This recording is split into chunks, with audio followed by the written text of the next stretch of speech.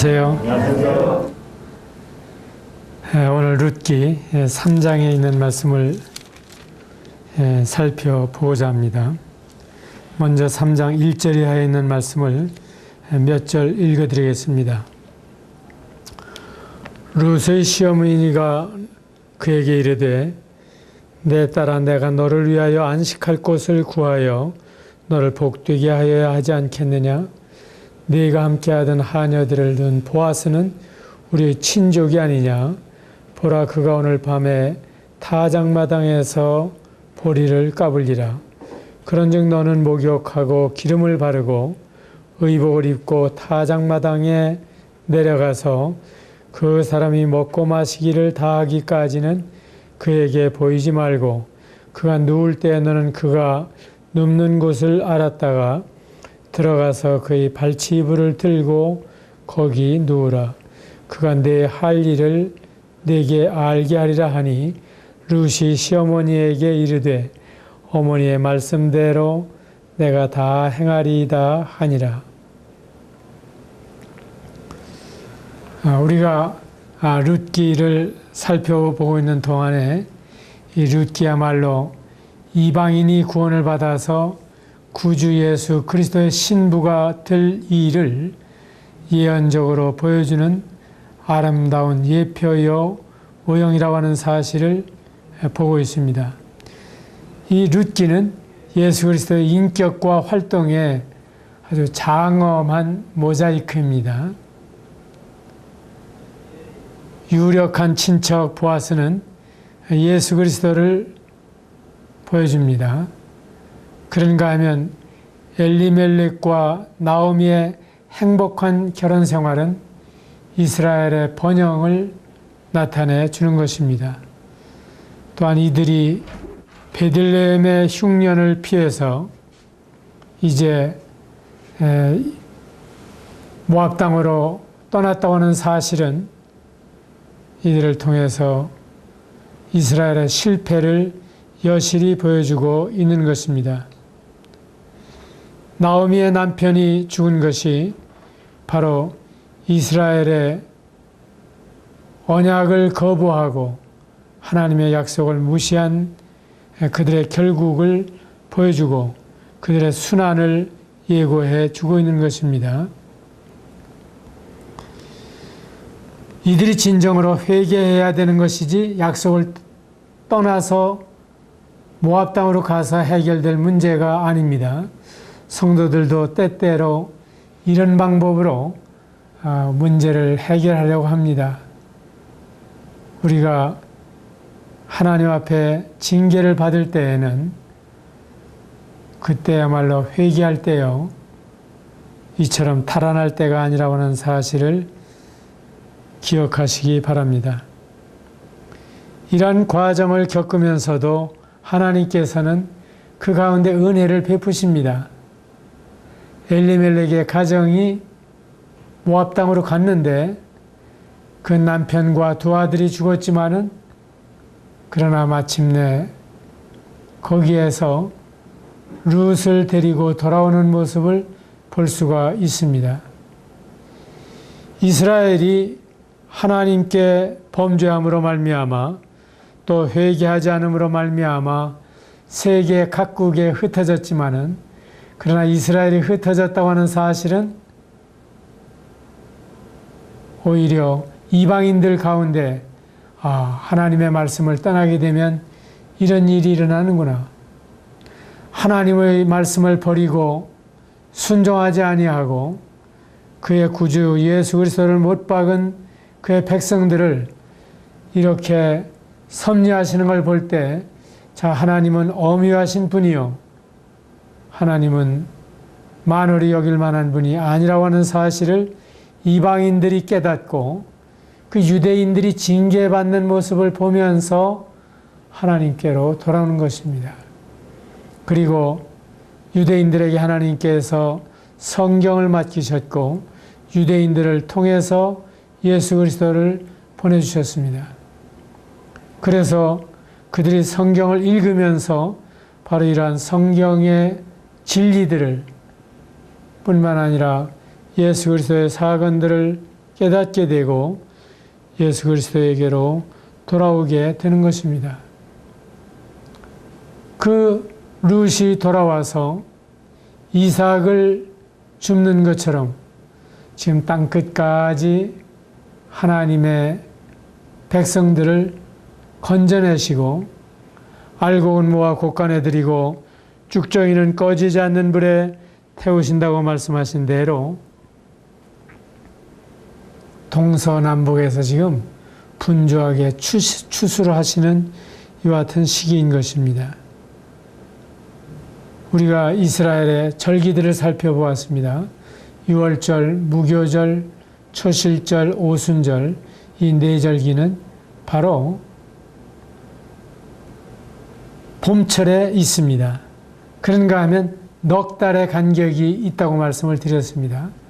그 넉 달 동안에는 아무런 절기가 없다가 다시 가을에 와서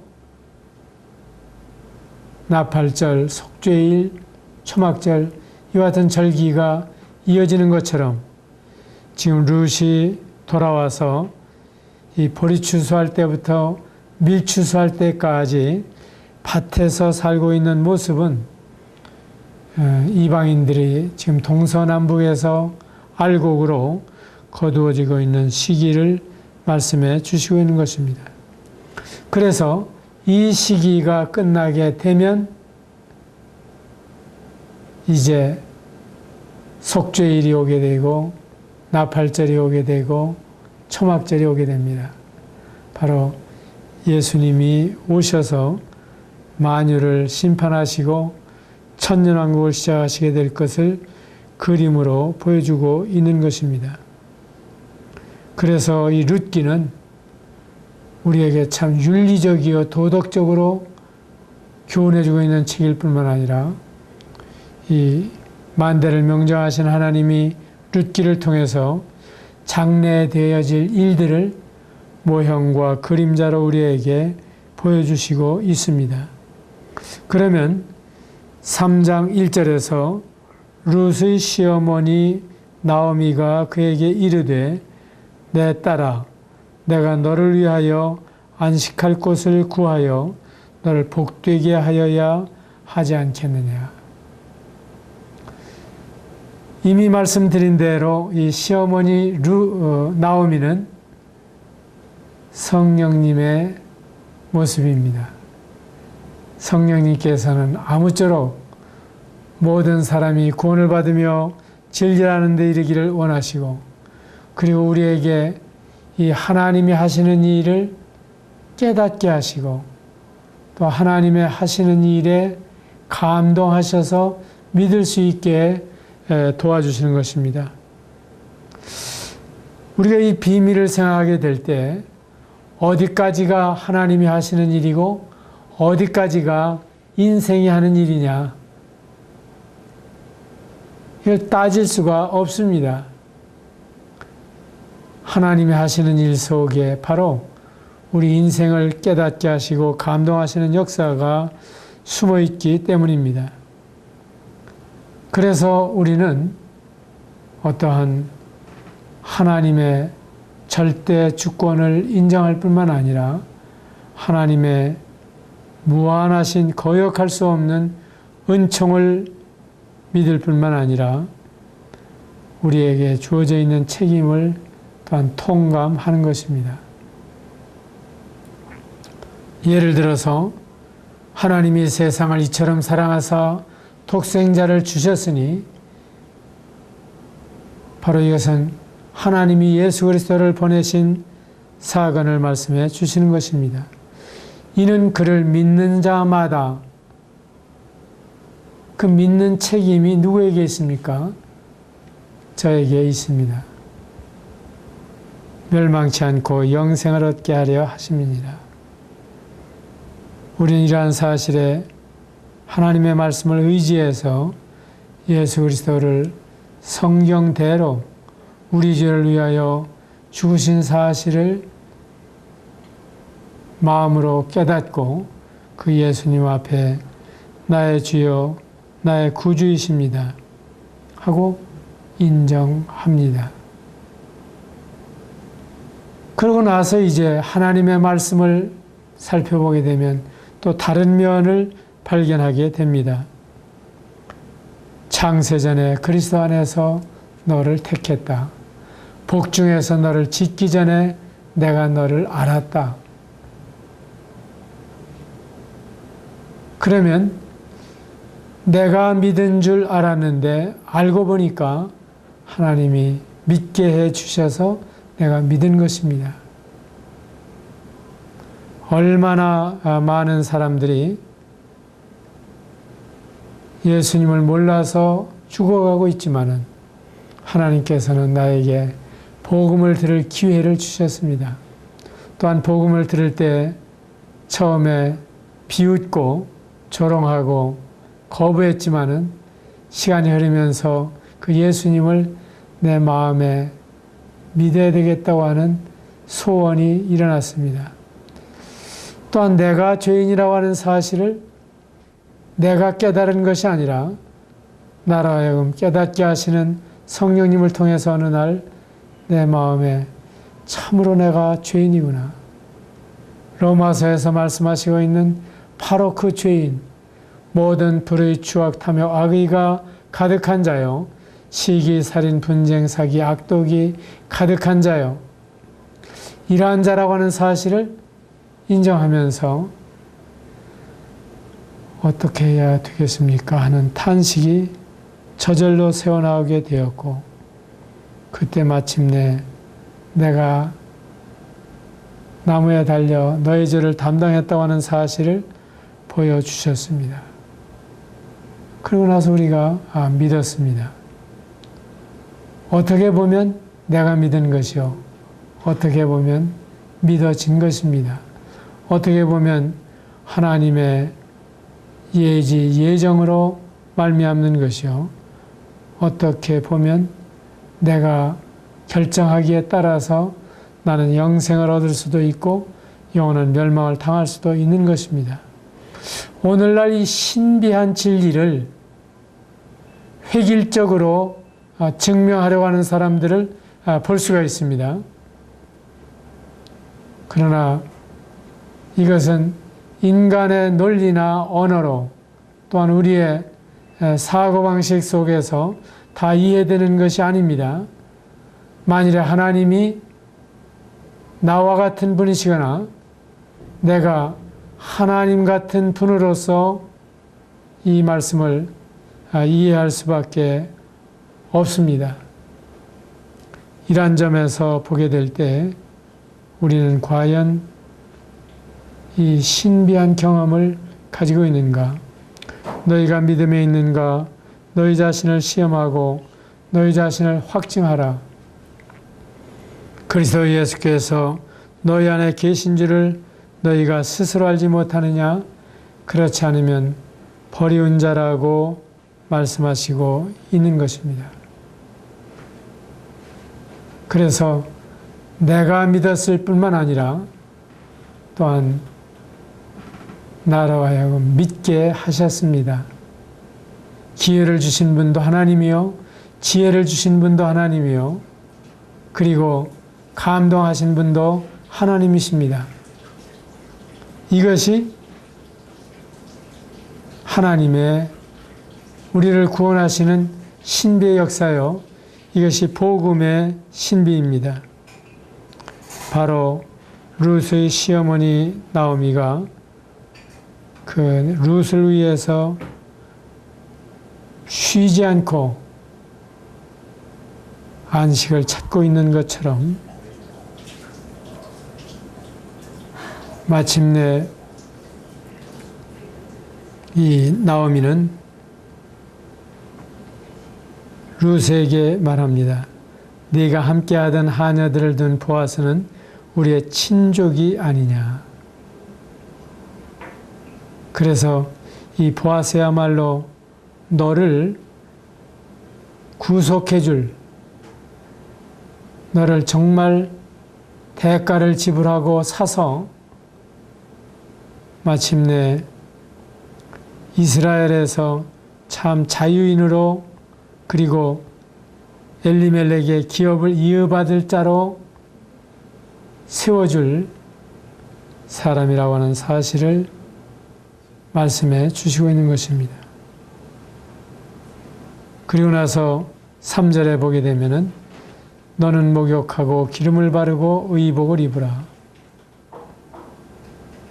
다시 말해서 깨끗이 씻으라고 하는 것입니다. 죄의 문제가 해결되지 않고는 우리의 보아스이신 예수님을 맞을 수가 없습니다. 기름을 바르라고 말씀하십니다. 성령께서 우리 안에 오셔서 바로 예수님이 구주라고 하는 사실과 우리와의 관계를 분명히 보여주시지 않으면 우리는 그 예수님을 믿을 수가 없습니다. 의복을 입으라고 말씀하십니다. 이 의복이 말씀하시고 있는 것은 무엇입니까? 바로 의의 옷, 구원의 겉옷을 말씀해 주시고 있는 것입니다. 이러한 과정을 통해서 지금 이 룻은 보아스를 만날 준비를 하게 되는 것입니다. 그러면 그가 오늘 밤에 타작마당에서 보리를 까불리라. 이 보아스가 지금 하고 있는 사건은 무엇입니까? 알고 온 무와 곶간에 드리고 쭉정이는 꺼지지 않는 불에 태우시는 이와 같은 하나님의 역사를 말씀해 주시고 있는 것입니다.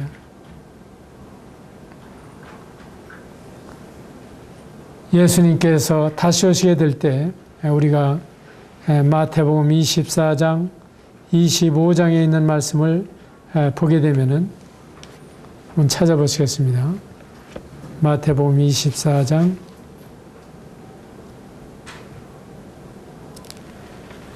25장에서 그때에 우리 주님이 오시게 되면 인자가 자기 영광으로 모든 천사와 함께 올 때에 자기 영광의 보좌에 앉으리니 모든 민족을 그 앞에 모으고 각각 구분하기를 목자가 양과 염소를 구분하는 것 같이 하여 양은 그 오른편에 염소는 왼편에 두리라. 이렇게 해서 알곡과 쭉정이가 갈라지는 날이 분명히 오게 됩니다. 이때에 이 룻이 어떻게 소망을 가질 수가 있습니까? 그는 시어머니에게 말씀드리기를 어머니의 말씀대로 내가 다 행하리이다. 얼마나 아름다운 말씀입니까? 어머니의 말씀대로 내가 다 행하리이다.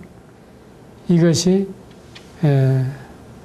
룻의 초지일관으로 변하지 않는 결심입니다.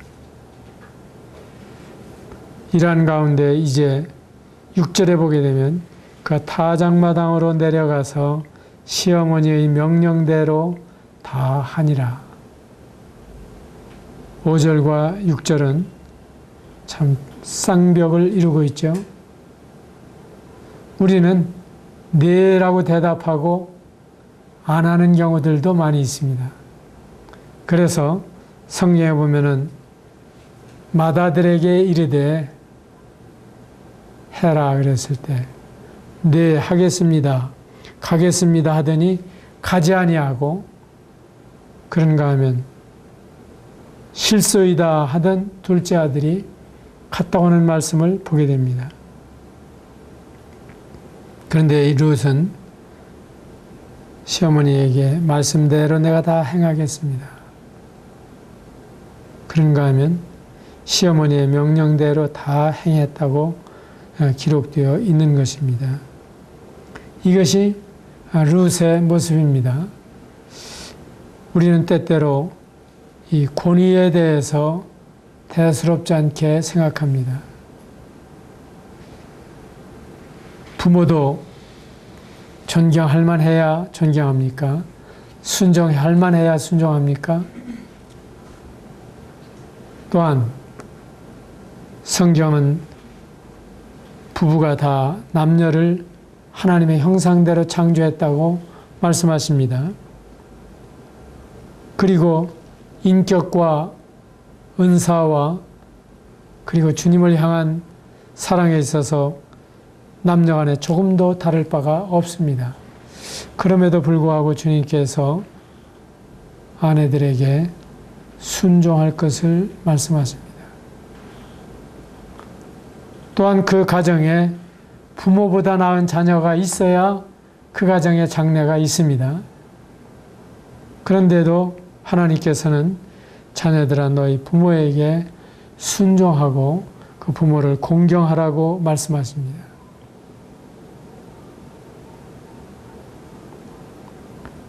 때때로는 교회 장로들에게 복종하라. 그는 자신이 회개할 자인 것처럼 주님 앞에 엎드리는 것을 말씀해 주시고 있습니다.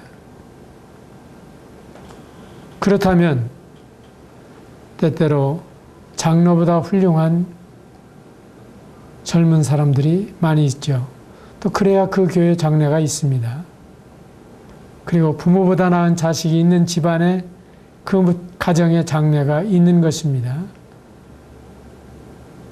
또한 국가적으로도 우리가 위정자를 위해서 기도할 뿐만 아니라 권세 잡은 자에게 순복하라고 말씀해 주십니다.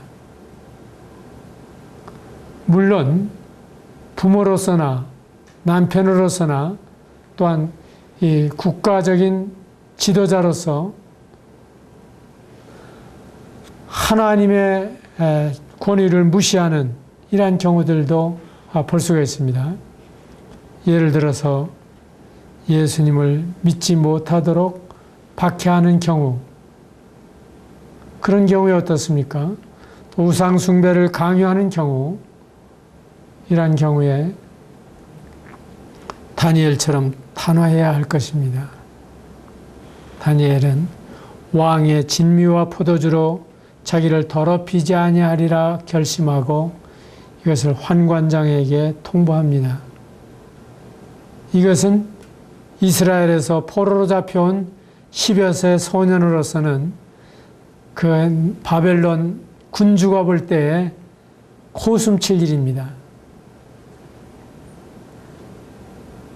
그럼에도 불구하고 다니엘은 달걀로 바위를 깨뜨리는 것처럼 도전했습니다.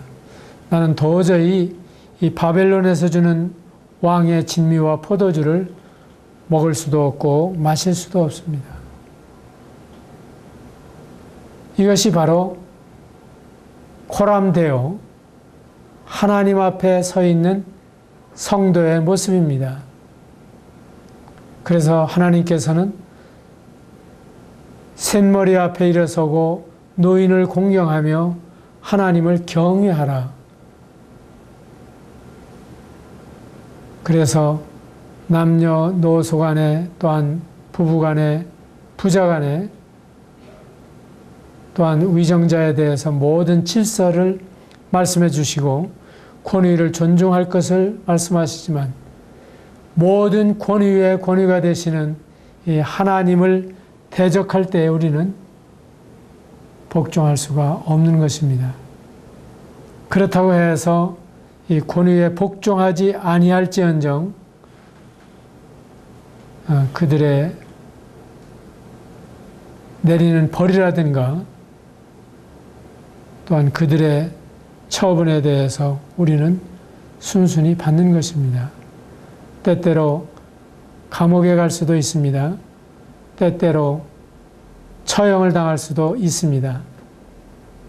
그러나 그 자체에 대해서는 반항하지 않습니다. 그러나 소망에 관한 이유를 물을 때에는 우리는 당당하게 이야기합니다. 오늘날 그리스도인들 가운데에서 어떠한 이러한 문제를 해결하기 위해서 도전하고 뛰쳐나가고 집단 행동을 하는 경우들을 볼 수가 있습니다. 그것은 오히려 쉽습니다. 군중 심리에 의해서 그렇게 활동하기도 쉽고 또 그렇게 하게 될 때 우리들 자신의 권리를 잘 지켜낼 수도 있습니다. 그러나 우리 이와 같은 일을 하나의 집단 행동으로 표출하는 것이 아니라 정말 진정한 용기를 가지고 하나님 앞에서 당당하게 행사하는 것입니다. 천만인이 나를 둘러치려 해도 나는 두려워하지 않겠습니다. 이것이 내 결심으로 되는 것이 아니죠. 우리의 믿음과 성령의 도우심으로 말미암는 것입니다. 그리스도인에게 질병이 있을 때 통증이 없겠습니까? 또 그리스도인이 고문을 당하게 될 때 그 아픔을 모르겠습니까? 그 모든 것을 다 당합니다. 오히려 주님께서는 십자가에 달리실 때 쓸개탄 포도주를 받았지만은 맛보시고 마시지 아니하셨다. 왜 그렇습니까? 바로 그 주님께 이르는 재난을, 순환을 순순히 받으셨다고 하는 사실을 보여주고 있는 것입니다. 우리는 하나님 앞에서 무엇이 옳고 그른지를 분명히 이야기할 수 있습니다. 그러나 온유한 심령으로 이야기하는 것입니다. 화를 내고 기분 나쁘게 이야기하는 것이 아니라 당당하게 이야기하되 온유한 심령으로 이야기하고 기도하는 심령으로 이야기하고 그리고 주님이 도우시면 그가 돌이킬까 생각하면서 증거하는 것입니다. 이래서 이제 룻은 시어머니의 말씀대로 다 순종해 가는 모습을 볼 수가 있습니다. 3장 7절에 보게 되면 보아스가 먹고 마시고 마음이 즐거워 가서 곡식단 더미의 끝에 눕는지라 룻이 가만히 가서 그의 발치 이불을 들고 거기 누웠더라. 밤중에 그가 놀라 몸을 돌이켜 본즉 한 여인이 자기 발치에 누워 있는지라. 이르되 네가 누구냐 하니 대답하되 나는 당신의 여종 룻이오니 당신의 옷자락을 펴 당신의 여종을 덮으소서. 이는 당신이 기업 물을 자가 됨이니이다 하니. 이런 구절을 읽게 될 때 이 음란한 세대에서 이러한 말씀을 정상적으로 이해하기가 참 어렵습니다. 먼저 불결할 생각을 하게 되는 것이 통례입니다. 그러나 이 옷자락으로 덮는다고 하는 사실은 정말 그 사람을 통해서 나의 생애를 의탁하고 보호를 받고 쉬고 싶다고 하는 의미를 가리키고 있는 것입니다. 이러한 일을 만일에 오늘날 보여준다고 하면 이야말로 불륜의 대명사처럼 생각을 할 것입니다. 이 보아스도 하나님 앞에 성결하기 짝이 없습니다. 그런가 하면 룻도 참으로 성결하기 그지없습니다. 이러한 가운데에서 이 두 사람이 나누고 있는 대화라고 하는 사실을 기억하시기 바랍니다. 10절에 그가 이르되 내 딸아 여호와께서 내게 복 주시기를 원하노라. 네가 가난하건 부하건 젊은 자를 따르지 아니하였으니 네가 베푸니 내가 처음보다 나중이 더하도다. 그리고 이제 내 딸아 두려워하지 말라. 내가 네 말대로 네게 다 행하리라. 네가 현숙한 여자인 줄을 나의 성읍 백성이 다 아느니라. 참 이 룻의 소문이 널리 퍼져 있는 것을 보여주고 있는 것입니다. 사람들은 입방아를 찢는다고 합니다. 그런데 좋은 일에도 그러하고 나쁜 일에도 그렇습니다. 그 옛말에 밑 빠진 독에 물을 채우기는 차라리 쉬워도 코 아래 한일자로 찢어진 이 입은 봉하기가 어렵다. 그래서 사람들은 입 달린 사람들마다 자기가 생각한 대로, 느낀 대로, 본 대로 이야기하는 것입니다. 우리는 이러한 데 대해서 시시비비를 가릴 수가 없습니다. 중구난방이라고 하는 말이 있죠. 입이 열었을 때 우리는 그걸 다 방어할 수가 없습니다. 차라리 실탄을 장전한 권총이 있다고 하면은 그 여러 사람을 죽일 수는 있지만 입을 꿰맬 수는 없는 겁니다. 그리고 입은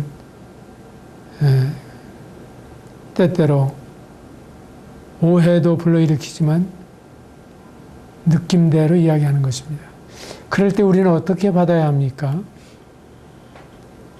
오해야 하고 변명하기보다는 오해받을 만한 소지가 나에게 있지 않았나 하는 것부터 살펴보아야 할 것입니다. 옛말에 과일나무 아래에서 모자를 삐딱하게 쓰지 말아라. 그리고 참외밭에 신발 자국을 내지 말아라. 모자를 삐딱하게 쓰고 있으면은 저 사람 저거 따먹으려고 그러는 거 아니야 하는 오해를 받을 수가 있다고 하는 겁니다. 그리고 견물생심이라고 하는 말이 있듯이 그걸 쳐다보면은 분침이 넘어가고 그리고 하나 먹어봤으면 하는 생각도 일어나는 겁니다. 그리고 정말 만물이 다 마음에서부터 작정에 따라서 진행이 되는 것처럼 때때로는 그 뭐 하나쯤 따먹을 수도 있지 하고 낮은 가지에 달려있는 과일에 우리 손이 갈 수도 있는 것입니다. 그래서 여기에 이 룻의 소문이 그 주변에 이렇게 퍼져 있다고 하는 사실은 얼마나 아름다운 일입니다. 우리의 증거가 이렇게 주위에 퍼져 있습니까? 아니면 오히려 예수님을 망신시키는 저 예수 믿는 사람이 뭐 저래. 그렇지 않으면 저런 사람이 무슨 지도자야 하는 이런 비난을 받고 있지는 않습니까?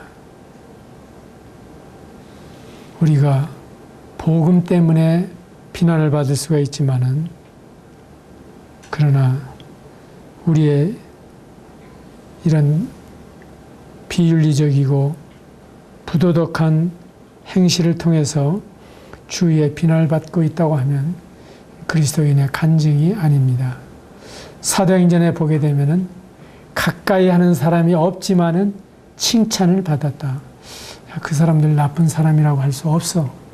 누가 보더라도 그렇게 정직한 사람이 없고 그렇게 착한 사람이 없어. 이것이 그리스도인의 증거가 되어야 할 것입니다. 한 운동선수를 가리켜서 감독은 그 사람에 대해서는 운동 규칙에 대한 위반을 전혀 하지 않는 사람이기 때문에 제가 탓할 필요가 없습니다. 훌륭한 그리스도인의 간증입니다. 또 한 성도는 25만 불의 집을 팔기로 약속을 했는데 시간이 얼마 지나지 않아서 26만 5,000불을 주겠다고 하는 작자가 나타났습니다. 그럴 때 이 성도의 마음 가운데에는 비록 손해가 되더라도 그 약속을 변치 않는다고 하신 시편의 말씀을 생각하면서 25만 불에 그대로 팔았다고 하는 간증도 있습니다. 물론 손해를 보고 계약금 물어주고 합법적으로 해약할 수도 있겠죠. 그래도 남으니까. 그러나 믿음의 분량에 따라서는 손해를 무릅쓰고 그런 선택을 할 수도 있는 것입니다. 그래서 믿음은 여러 가지 형태로 나타나는데 신앙이 양심과 동행하지 않는 신앙을 우리는 믿을 수가 없습니다. 때때로 신앙 따로 양심 따로. 그러니까 그런 양심을 가지고 생활하는 사람의 삶의 모습이 다릅니다. 그래서 서양의 기독교가 토착화되어 있는 사회에서는 참으로 믿지 않는 사람이라 할지라도 그 사람의 말에 대해서 신용을 합니다. 그런데 우리는 기독교인이라 할지라도 믿으려고 하지 않습니다. 공증을 하고 각서를 쓰기 전에는 그 사람의 말로 믿고자 하지 않습니다. 제가 여행을 하면서 그런 경험을 많이 합니다. 너희 가방 속에 바로 여기에서 제시하고 있는 이런 정부에서 금하고 있는 물품을 가지고 있지 않느냐. 검사관이 물었을 때 없다. 대답을 하면 그대로 통과를 합니다.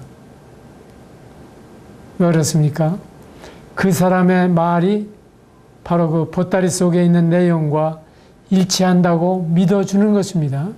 그런데 만일에 그것이 거짓으로 드러났을 때에는 샅샅이 살피는 것입니다. 그리고 그 사람에 대해서는 이제 낙인을 찍고 다시는 신뢰하지 않는 것입니다. 믿을 신자는 사람인 변의 말씀원자입니다. 바로 사람의 말을 믿을만 해야 되고 또한 믿어야 된다고 하는 것인데 오늘날 그 말이 이제 이렇게 변질이 됐습니다. 이 룻의 간증은 참 이처럼 아름답습니다. 아무쪼록 우리의 간증이 그 주위에 있는 사람들의 평판이 참 저 사람은 됐다. 저 사람 같으면 예수님 믿을 만하다.